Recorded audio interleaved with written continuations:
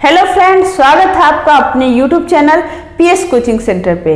Friends, आप में से बहुत से दोस्तों का ये डिमांड था कि सीपीसीटी एग्जाम की तैयारी कराई जाए, तो इन्हीं बातों को ध्यान में रखते हुए आज से मैं आपको 15 वीडियोज आने वाले दिनों में दूंगी, जिसका ये पहला वीडियो है। और दोस्तों देखिए, इससे पहले भी मैंने आधार सुपरवाइजर और ऑपरेटर के एग्जाम से संबंधित 10 वीडियोज दिए थे, जिनको देखकर बहुत से लोग आज सुपरवाइजर बन चुके हैं। जिन्होंने भी उन वीडियोज को ध्यान से देखा, सारे प्रश्न उत्तरों को याद कर लिया, वो आज बिल्कुल ही अच्छे से सुपरवाइजर है। और इसी तरह ये भी एग्जाम के वीडियोज हैं, सीपीसीटी एग्जाम के वीडियोज, जिनको देखकर आप निश्चित रूप से अपने एग्जाम के सारे क्वेश्चंस को डील कर पाइएगा। तो चलिए समय को न गंवाते हुए शुरू करते हैं आज का क्लास।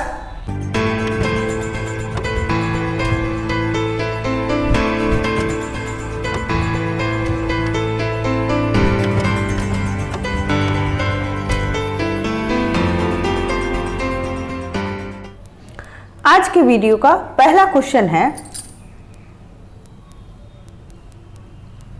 कंप्यूटर में खुले हुए सॉफ्टवेयर या एप्लीकेशन की हेल्प को खोलने के लिए हम कीबोर्ड की किस फंक्शन की का उपयोग करते हैं। यानी कंप्यूटर में खुले हुए सॉफ्टवेयर या एप्लीकेशन की हेल्प को खोलने के लिए हम कीबोर्ड में किस फंक्शन की का उपयोग करते हैं। फंक्शन की पूछा है इसमें, तो इसका आंसर हो जाएगा ऑप्शन नंबर ए यानी F1, यानी F1 की का हम उपयोग करते हैं। अगला प्रश्न है, एक इंटरप्रेटर किस प्रकार हाई लेवल प्रोग्राम लैंग्वेज को मशीन लैंग्वेज में बदलता है। एक इंटरप्रेटर किस प्रकार हाई लेवल प्रोग्राम लैंग्वेज को मशीन लैंग्वेज में बदलता है। ऑप्शन है, एक बार में संपूर्ण प्रोग्राम को लाइन दर लाइन, शब्द दर शब्द या फिर पहले असेंबली भाषा में परिवर्तित करके। तो आंसर होगा ऑप्शन नंबर बी, लाइन दर लाइन। तीसरा क्वेश्चन है, एक एप्लीकेशन सॉफ्टवेयर जैसे MS वर्ड या पावर पॉइंट या फोटोशॉप या कोई और निम्न में से किसके लिए कार्य करता है। ऑप्शन है, बहुत सी एप्लीकेशन के लिए, या एक निश्चित एप्लीकेशन के लिए, या संपूर्ण सिस्टम के लिए, या फिर हार्डवेयर के लिए। तो आंसर हो जाएगा ऑप्शन नंबर बी यानी एक निश्चित एप्लीकेशन के लिए। अगला क्वेश्चन है question number 4, CTRL plus tab से, CTRL यानी कंट्रोल प्लस टैब दबाने से web browser, Google Chrome, internet explorer, Firefox में सिस्टम बूट हो जाता है, पेज रिफ्रेश हो जाता है, या खुले हुए एक टैब से दूसरे टैब में जा सकते हैं, या फिर चयनित आइकॉन का नाम बदल जाता है। तो आंसर होगा ऑप्शन नंबर सी यानी खुले हुए एक टैब से दूसरे टैब में जा सकते हैं। अगला प्रश्न है यानी क्वेश्चन नंबर 5, एक स्प्रेडशीट मतलब एक्सेल डैश की अनुमति नहीं देता। यानी एक स्प्रेडशीट मतलब एक्सेल किसकी अनुमति नहीं देता। ऑप्शन है, डाटा के मैनिपुलेशन यानी हेरफेर, ग्राफ उत्पादन, एनिमेशन, या फिर चार्ट। तो इसका आंसर हो जाएगा ऑप्शन नंबर सी यानी एनिमेशन। एक स्प्रेडशीट एनिमेशन की अनुमति नहीं देता। अगला प्रश्न है, एक नया डॉक्यूमेंट या नई फाइल बनाने के लिए हमें कीबोर्ड में किस की को दबाना चाहिए। यानी किस की को हम दबाकर एक नया डॉक्यूमेंट या फाइल बना सकते हैं। ऑप्शन है, control plus alt, control plus N, control plus O, या अल्ट प्लस के। तो आंसर हो जाएगा option number B, control plus N. इसको दबाकर हम एक नया डॉक्यूमेंट या फाइल बनाते हैं, नई फाइल को। चलिए अगला क्वेश्चन देखते हैं। नेक्स्ट क्वेश्चन है, हाइलाइटेड किए हुए शब्द को डिफॉल्ट फॉन्ट में रीसेट करने के लिए हम डैश दबाते हैं। यानी किसको दबाते हैं, हाईलाइट किए हुए शब्द को डिफॉल्ट फॉन्ट में रीसेट करने के लिए। ऑप्शन है, control plus alt, alt plus K, control plus space bar, या फिर कंट्रोल प्लस F1 की। तो आंसर होगा ऑप्शन नंबर सी यानी कंट्रोल प्लस स्पेस बार। चलिए क्वेश्चन नंबर 8 है ये, शिफ्ट की को दबाए रहने से सिस्टम पर क्या प्रभाव पड़ता है? उसमें बैकअप बन जाएगा, बूट सेफ मोड में चला जाएगा, या फॉन्ट डायलॉग बॉक्स खुल जाएगा, या फिर खुला हुआ विंडो बंद हो जाएगा। तो आंसर होगा ऑप्शन नंबर बी, यानी बूट सेफ मोड में चला जाएगा। शिफ्ट की को दबाने से क्या होगा? बूट सेफ मोड में चला जाएगा। अगला क्वेश्चन है, एमएस वर्ड मूल रूप से डैश प्रकार के डॉक्यूमेंट बनाने की अनुमति देता है। किस प्रकार के डॉक्यूमेंट बनाने की अनुमति देता है? ऑप्शन है .doc, .xml या .dat या फिर .txt। आंसर होगा ऑप्शन नंबर ए, यानी .doc। अगला प्रश्न, निम्न में से किस ऑपरेटिंग सिस्टम में कार्यों की एक निश्चित समय सीमा होती है? यानी निम्न में से किस ऑपरेटिंग सिस्टम में कार्यों की एक निश्चित समय सीमा होती है? ऑप्शन है टाइम शेयरिंग ऑपरेटिंग सिस्टम, या रियल टाइम ऑपरेटिंग सिस्टम, या फिर मल्टी प्रोग्रामिंग ऑपरेटिंग सिस्टम, या मल्टी प्रोसेसिंग ऑपरेटिंग सिस्टम। तो आंसर होगा ऑप्शन नंबर बी, यानी रियल टाइम ऑपरेटिंग सिस्टम। अगला क्वेश्चन देखते हैं, क्वेश्चन नंबर 11। एक वर्कशीट मतलब कि एक्सेल की एक सीट में डैश कॉलम होते हैं। कितने कॉलम होते हैं एक्सेल की एक सीट में? तो देखिए, एक ऑप्शन है एक्सेल 2003 और पुराने वर्जन में 128 तथा 2003 के बाद के वर्जन में 16000। दूसरा ऑप्शन है एक्सेल 2003 और पुराने वर्जन में 256 तथा 2003 के बाद के वर्जन में 16384। तीसरा है एक्सेल 2003 और पुराने वर्जन में 512 तथा 2003 के बाद के वर्जन में 17000। और चौथा ऑप्शन है एक्सेल 2003 और पुराने वर्जन में 512 तथा 2003 के बाद के वर्जन में 17500 कॉलम होते हैं। तो इसका सही आंसर होगा ऑप्शन नंबर बी, यानी एक्सेल 2003 और जो भी पुराने वर्जन थे उनमें सिर्फ 256 ही कॉलम थे, लेकिन 2003 के बाद के वर्जन में 16384 कॉलम बना दिए गए हैं। तो आंसर होगा ऑप्शन नंबर सी। अगला क्वेश्चन है, डेस्कटॉप मतलब कि कंप्यूटर खुलने के बाद की स्क्रीन, जहां पर हमें बहुत से सॉफ्टवेयर दिखाई देते हैं, पर उन सॉफ्टवेयर के साथ उनके छोटे चित्र डैश कहलाते हैं। क्या कहलाते हैं? ऑप्शन है icon, list view, file menu या टास्क बार। तो आंसर होगा ऑप्शन नंबर ए, यानी आइकॉन। डेस्कटॉप यानी जहां पर हमें बहुत सारे सॉफ्टवेयर दिखाई देते हैं, उनके साथ उनके जो चित्र होते हैं वो आइकॉन कहलाते हैं। अगला प्रश्न है, किसी फाइल से जानकारी या किसी डिस्क से फाइल को हटा दिया जाए तो उसे डैश कहते हैं। क्या कहते हैं? किसी फाइल से एडिट या किसी डिस्क से फाइल को हटा दिया जाए तो उसे डिलीट कहते हैं, उसे हम डिलीट कहते हैं। ठीक है, ये हो गया 13 क्वेश्चन।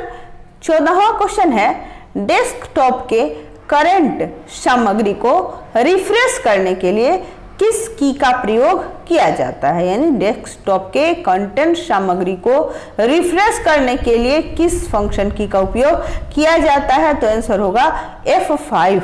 F5 की का उपयोग करके डेस्कटॉप को रिफ्रेश किया जाता है। अगला क्वेश्चन है, किसी डॉक्यूमेंट में कुछ चेंज करने के लिए क्या करते हैं? यानी डॉक्यूमेंट में जब चेंज करना हो तो उसके लिए हम क्या करते हैं? ऑप्शन है ड्रैग, क्लिक, एडिट या कॉपी पेस्ट। तो आंसर होगा ऑप्शन नंबर सी, यानी एडिट करते हैं। किसी डॉक्यूमेंट में जब हमें कुछ चेंज करना होता है तो उसके लिए हम एडिट का यूज करते हैं। नेक्स्ट क्वेश्चन, किसी कमांड को एक्टिवेट करना क्या कहलाता है? किसी कमांड को एक्टिवेट करना क्या कहलाता है? ऑप्शन है फेचिंग, एक्सिक्यूटिंग, स्टोरिया या डिकोडिंग।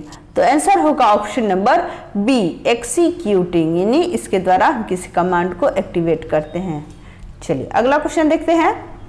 अगला क्वेश्चन है, निम्न में से कौन सी विशेषता टॉप एवं बॉटम मार्जिन को एडजस्ट करता है? टॉप एवं बॉटम मार्जिन को एडजस्ट करता है जिससे कि टेक्स्ट प्रिंटेड पेज पर केंद्रित लंबवत हो जाए। ऑप्शन है vertical justifying, vertical adjusting, dual shuttering या हॉरिजॉन्टल शटरिंग। तो इसका आंसर होगा ऑप्शन नंबर ए यानी वर्टिकल जस्टिफाइंग। इसके द्वारा क्या किया जाता है कि किसी पेज यानी जिस पेज पर जो प्रिंटेड पेज है उस पर केंद्रित जो टेक्स्ट है उसको लंबवत किया जाता है। चलिए अगला क्वेश्चन देखते हैं। निम्नतर यानी निम्नलिखित में से कौन एक पॉइंट एंड ड्रॉ डिवाइस है? Point and draw device option है माउस, कीबोर्ड, स्कैनर या सीडी रोम। आंसर होगा ऑप्शन नंबर ए यानी माउस। ये एक पॉइंट एंड ड्रॉ डिवाइस दोनों है। चलिए अगला क्वेश्चन देखते हैं। क्वेश्चन नंबर 19, पावर पॉइंट में header and footer button insert tab से किस ग्रुप में होते हैं? पावर पॉइंट में header and footer button insert tab के किस ग्रुप में होते हैं? ऑप्शन है illustration group, object group, text group या टेबल ग्रुप। तो आंसर होगा इसका option number C text group यानी पावर पॉइंट में header and footer button insert tab के टेक्स्ट ग्रुप में होते हैं। अगला प्रश्न है क्वेश्चन नंबर 20, स्लाइड प्रेजेंटेशन की एक प्ररूपी स्लाइड में क्या नहीं होता है? यानी जब स्लाइड प्रेजेंटेशन की जो एक उसकी फोटोकॉपी कर सकते हैं, एक उसकी कॉपी जो होती है उसमें क्या नहीं होता है? ऑप्शन है photo image, graph, click art या कंटेंट टेम्पलेट। क्या नहीं होता है? तो आंसर होगा ऑप्शन नंबर डी यानी कंटेंट टेम्पलेट। ये एक स्लाइड प्रेजेंटेशन की प्ररूपी स्लाइड में नहीं होता। अगला क्वेश्चन है पोस्ट स्पेशल ऑप्शन को खोजने हेतु क्लिपबोर्ड पर मौजूद पावर पॉइंट के डैश टैब का प्रयोग किया जाता है। किस टैब का प्रयोग किया जाता है? ऑप्शन है डिजाइन, पेज लेआउट, होम या इंसर्ट। तो आंसर होगा ऑप्शन नंबर सी यानी होम। पेस्ट स्पेशल ऑप्शन को खोजने हेतु क्लिपबोर्ड पर मौजूद पावर पॉइंट के होम टैब का प्रयोग किया जाता है। अगला क्वेश्चन है जब किसी डॉक्यूमेंट में टेक्स्ट भरते हैं तब इंटर की को हमेशा निम्न में से किसके बाद दबाया जाता है? यानी ऑप्शन है लाइन, वाक्य, पैराग्राफ या शब्द। तो आंसर होगा ऑप्शन नंबर सी यानी पैराग्राफ। जब किसी डॉक्यूमेंट में टेक्स्ट भरते हैं तब इंटर की को हमेशा पैराग्राफ के बाद दबाया जाता है। क्वेश्चन नंबर 23 है कौन सा पावर पॉइंट व्यू प्रेजेंटेशन की हर स्लाइड को थंबनेल की तरह दर्शाता है एवं स्लाइड को रीअरेंज करने में उपयोगी है? यानी कौन सा पावर पॉइंट व्यू प्रेजेंटेशन की हर स्लाइड को थंबनेल की तरह दर्शाता है एवं स्लाइड को रीअरेंज करने में उपयोगी होता है? ऑप्शन है slide sorter, slide show, slide master या नोट्स पेज। तो इसका आंसर होगा ऑप्शन नंबर 1 यानी a slide sorter. Slide sorter PowerPoint view presentation की हर स्लाइड को थंबनेल की तरह दर्शाता है एवं स्लाइड को रीअरेंज करने में उपयोगी होता है। चलिए अगला क्वेश्चन देखते हैं। क्वेश्चन नंबर 24, किसी विशेष डिजाइन के कैरेक्टर सेट को क्या कहते हैं? किसी विशेष डिजाइन के कैरेक्टर सेट को क्या कहते हैं? ऑप्शन है कीफेस, फॉर्मेशन, कैलीग्राफ या स्टेंसिल। तो आंसर होगा option number C calligraph. Question number 25 है ये कंप्यूटर का कौन सा हिस्सा कैलकुलेशन एवं कंपैरिजन का कार्य करता है? कैलकुलेशन और कंपैरिजन का कार्य कौन सा हिस्सा करता है कंप्यूटर का? तो आंसर है ALU। ठीक है, अर्थमेटिक एंड लॉजिक यूनिट इसको कहते हैं ALU। यही इसका आंसर सही होगा। चलिए अगला क्वेश्चन देखते हैं। क्वेश्चन नंबर 26, सिंगल लाइन पर एक से अधिक कॉल भेजने की तकनीक है, क्या कहलाती है? सिंगल लाइन पर एक से अधिक कॉल भेजने की तकनीक। ऑप्शन है डिजिटल संचारण, इंफ्रारेड संचारण, डिजिटाइजेशन या मल्टीप्लेक्सिंग। आंसर होगा ऑप्शन नंबर डी यानी मल्टीप्लेक्सिंग। सिंगल लाइन पर एक से अधिक कॉल भेजने की तकनीक मल्टीप्लेक्सिंग कहलाती है। अगला क्वेश्चन देखा जाए, क्वेश्चन नंबर 27 है ये। निम्न में से क्या एक URL में होना ही चाहिए? क्या है जो URL में एक निश्चित रूप से होना चाहिए? ऑप्शन है एक प्रोटोकॉल पहचानकर्ता अक्षर www, एक विशिष्ट पंजीकृत डोमेन नाम, या www. और विशिष्ट पंजीकृत डोमेन नाम। तो इसका आंसर हो जाएगा ऑप्शन नंबर डी, यानी www. एक विशिष्ट पंजीकृत डोमेन नाम। चलिए क्वेश्चन देखते हैं 28। निम्न में से क्या एक ईमेल एड्रेस का हिस्सा नहीं हो सकता? यानी निम्न में से क्या एक ईमेल एड्रेस का हिस्सा नहीं हो सकता? पीरियड, एड टच, स्पेस या अंडर स्कोर। तो आंसर होगा ऑप्शन नंबर सी, स्पेस। ये एक ईमेल एड्रेस का हिस्सा नहीं होता है। चलिए अगला क्वेश्चन है, आपको कहीं से भी ईमेल की व्यवस्था प्रदान करता है। मतलब क्या है जो आपको कहीं से भी ईमेल की व्यवस्था प्रदान करता है? ऑप्शन है forum, weblog, web mail interface या मैसेज बोर्ड। तो आंसर होगा option number C, web mail interface. ये आपको कहीं भी ईमेल की व्यवस्था प्रदान करता है। अगला क्वेश्चन देखते हैं। अगला क्वेश्चन है, डॉक्यूमेंट को डैश करने का अर्थ है कि फाइल किसी दूसरे कंप्यूटर से आपके कंप्यूटर में ट्रांसफर हो रही है। ऑप्शन है अपलोडिंग, एक्सेसिंग, अपग्रेडिंग या डाउनलोडिंग। तो आंसर होगा डाउनलोडिंग, यानी डॉक्यूमेंट को डाउनलोडिंग करने का अर्थ ये होता है कि फाइल किसी दूसरे कंप्यूटर से आपके कंप्यूटर में ट्रांसफर हो रही है।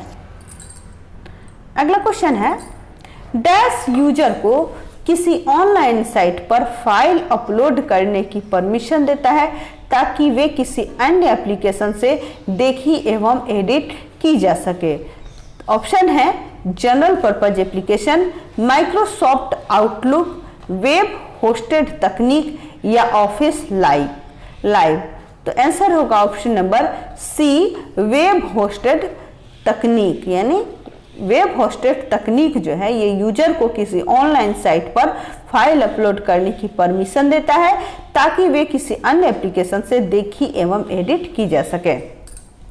क्वेश्चन नंबर 32 है, निम्न में से कौन सा इंटरनेट पर पर्सनल कम्युनिकेशन का माध्यम नहीं है? इंटरनेट पर पर्सनल कम्युनिकेशन। ऑप्शन है चैट, ईमेल, इंस्टा नोट्स या इंस्टेंट मैसेजिंग। यानी कौन सा है जो इंटरनेट पर पर्सनल कम्युनिकेशन का माध्यम नहीं है?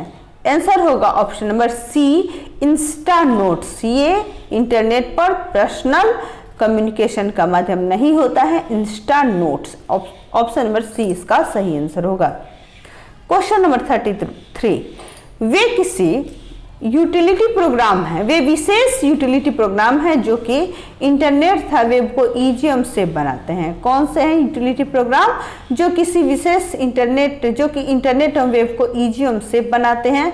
ऑप्शन है telecom, web utilities, nodal utilities या वेब फायरवॉल। क्या होगा इसका आंसर?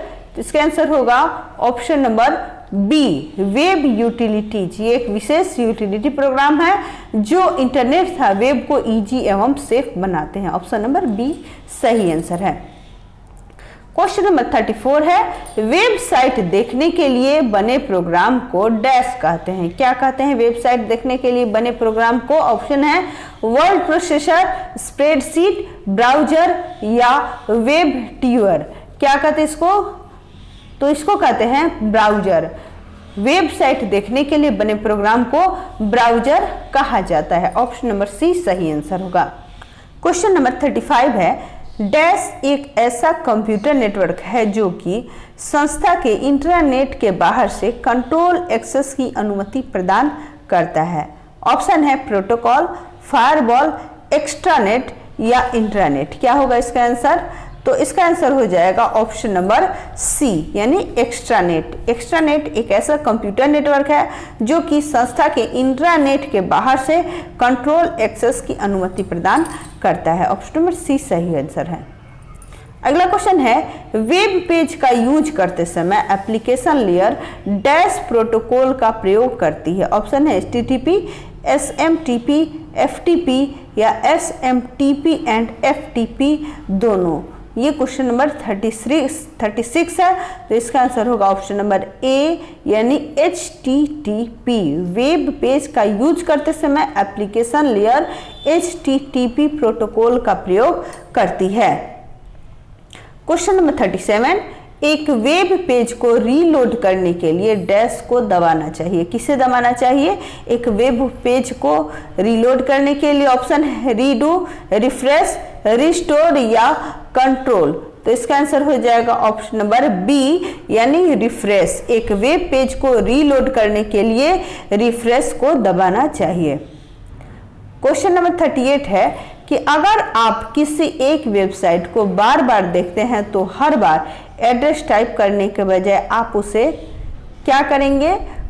ऑप्शन नंबर ए है फाइल के रूप में सेव कर लेंगे, या उसकी एक कॉपी बना लेंगे, या फिर बुक मार्क कर लेंगे, या डिलीट कर देंगे। क्या करेंगे इसको? तो इसका आंसर हो जाएगा ऑप्शन नंबर सी यानी बुक मार्क कर देंगे। अगर आप किसी एक वेबसाइट को बार बार देखते हैं तो हर बार एड्रेस टाइप करने के बजाय आप उसे बुक मार्क कर सकते हैं। क्वेश्चन नंबर 39 है आपके द्वारा एक टाइम ड्यूरेशन में देखे गए सभी वेबसाइट एवं पेज दिखाती है। क्या क्या दिखाती है? क्या कौन सी है ऐसी की जो आपको बार बार टाइम ड्यूरेशन में देखी गई सभी वेबसाइट एवं पेज दिखाती है? ऑप्शन है status bar, task bar, tool bar या हिस्ट्री लिस्ट। तो इसका आंसर हो जाएगा option number D history list. ये क्या करती है? आपके द्वारा एक टाइम ड्यूरेशन में देखी गई सभी वेबसाइट एवं पेज को दिखाती है। ये होती है हिस्ट्री लिस्ट। क्वेश्चन नंबर 40 है URL में स्कीम किसके आगे बढ़ती है? URL में स्कीम किसके आगे बढ़ती है? तो इसका हो जाएगा पहला आंसर यानी पहला जो दिया है कॉलन डबल स्लैश, इसके द्वारा URL में स्कीम इसके से आगे बढ़ती है। नेक्स्ट क्वेश्चन है डैश एक इनकमिंग ईमेल सर्वर है। डैश कौन सा इसमें जो एक इनकमिंग ईमेल सर्वर है? ऑप्शन है POP, SMTP, SMIP या PPP। क्या होगा इसका आंसर? तो इसका आंसर हो जाएगा ऑप्शन नंबर ए यानी POP। POP एक इनकमिंग ईमेल सर्वर होता है। क्वेश्चन नंबर 42 है वाईफाई में उपयोग किया जाता है। क्या उपयोग किया जाता है वाईफाई में? ऑप्टिकल फाइबर का, ध्वनि तरंगों का, फोन लाइन का या फिर रेडियो तरंगों का? तो आंसर होगा ऑप्शन नंबर डी यानी रेडियो तरंगों का। वाईफाई के उपयोग में रेडियो तरंगों का उपयोग किया जाता है। वाईफाई में रेडियो तरंगों का उपयोग किया जाता है। क्वेश्चन नंबर 43 है इंटरनेट पर उत्पादों का व्यापार करने की प्रक्रिया को क्या कहते हैं? इंटरनेट पर उत्पादों का व्यापार करने की क्रिया को क्या कहते हैं? ऑप्शन है ई सेलिंग, ई बाइंग, ई फाइनेंस या ई कॉमर्स। तो इसका आंसर हो जाएगा option number D e commerce यानी इंटरनेट पर उत्पादों का व्यापार करने की प्रक्रिया को ई कॉमर्स कहते हैं। क्वेश्चन नंबर 44 निम्न में से क्या एक ईमेल एड्रेस का हिस्सा नहीं है? निम्न में से क्या है जो एक ईमेल एड्रेस का हिस्सा नहीं है? ऑप्शन है user name, domain name, protocol या यूजर नेम और डोमेन नेम दोनों। तो इसका आंसर हो जाएगा option number C protocol. Protocol जो है वह एक ईमेल एड्रेस का हिस्सा नहीं होता है। अगला क्वेश्चन है एक ईमेल को भेजते वक्त डैश मैसेज का कंटेंट बताता है। क्या है जो मैसेज का कंटेंट बताता है? ऑप्शन है सब्जेक्ट, कंटेंट, टू या सीसी। तो आंसर होगा ऑप्शन नंबर ए यानी सब्जेक्ट। एक ईमेल को भेजते वक्त सब्जेक्ट मैसेज का कंटेंट बताता है। क्वेश्चन नंबर 46 है निम्न में से कौन सी सबसे स्लो इंटरनेट सेवा है? कौन है जो सबसे स्लो इंटरनेट सेवा है? ऑप्शन है DSL, T1, लीज्ड लाइन या डायल अप सेवा। क्या होगा इसका आंसर? तो इसका आंसर हो जाएगा option number D dial up सेवा। ये सबसे स्लो इंटरनेट सेवा होती है।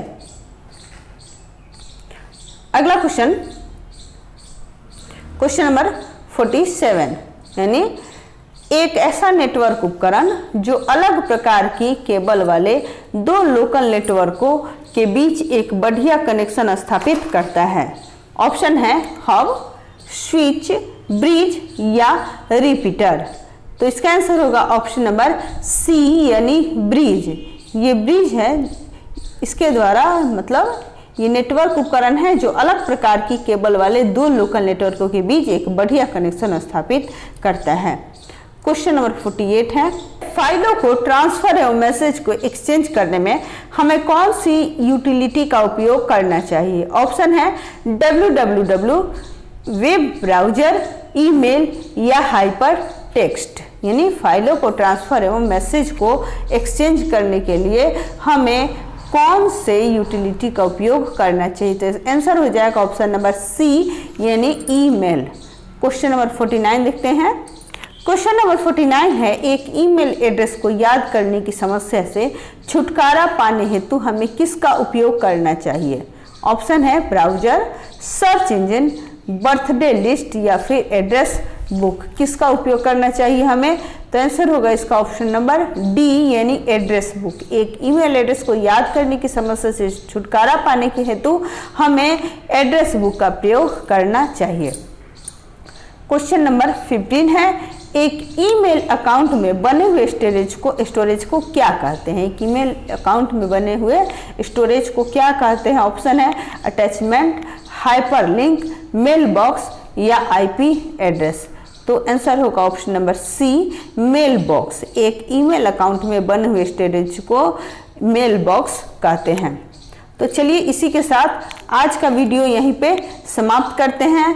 अगर आपने ध्यानपूर्वक देखा होगा सारे क्वेश्चन को तो आपका एग्जाम जरूर निकल जाएगा, आप जरूर से पास कर पाएंगे, क्योंकि जो भी क्वेश्चंस हैं वो इन्हीं वीडियोज में से पूछे जाएंगे, कहीं अलग से नहीं पूछे जाएंगे। तो चलिए फिर से मिलते हैं मेरे अगले वीडियो में, तब तक के लिए धन्यवाद। जय हिंद, जय भारत।